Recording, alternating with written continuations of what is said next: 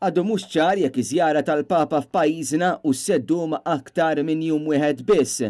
Net News bat numru ta' mistoqsijiet lil kurja ta' Djoċesi Maltija fejn tlabna konferma għal dan, iżda bqajna bla tweġiba. Saqsejna wkoll jekk il-Papa u se jħabbar minn se jkun l-isqof il-ġdid ta' Djoċesi ta' Għawdex, iżda dwar dan ukoll il-kurja naqset milli twieġeb. Sorsi tagħna għalunna li żjara tal-Papa f'pajjiżna għandha ħafna skopijiet u wieħed minn dawn huwa dak li jħabbar kardinal ġdid Malti.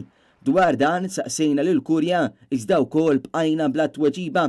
Li nistgħu nikkonfermaw huwa li l-Papa mistenni jżur l-immigranti li jinsabu f'pajjiżna, xi ħaġa li hija mistennija ferm kif fi żjarat li wettaq il-Papa fil-Mediterran dejjem għamel mezz li jżur xi kamp tal-immigranti fosthom żjara spontanja li wettaq f'Lampedusa fl-2013.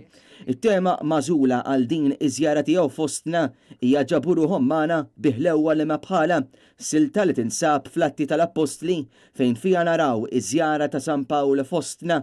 L-appell ta' din it-tema huwa ta' riflessjoni għal dak li l-Maltin wettqu f'din il-ġrajja, ospitalità u ħlewwa li bdiet minn San Publiu meta laqa għandu l dawk kollha li kienu fuq il-ġifen u komplet mill-bqija tal-poplu Malti.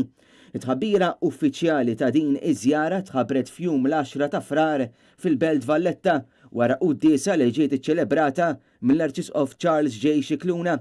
Huwa kien qal li l-Papa Franġisku laqa l-istedina li saritlhom il-President, l-awtoritajiet u l-Knisja Kattolika tal-pajjiż u ser jagħmel vjaġġ apostoliku f'Malta u Għawdex li jibda mill-Ħadd 31 ta' Mejju.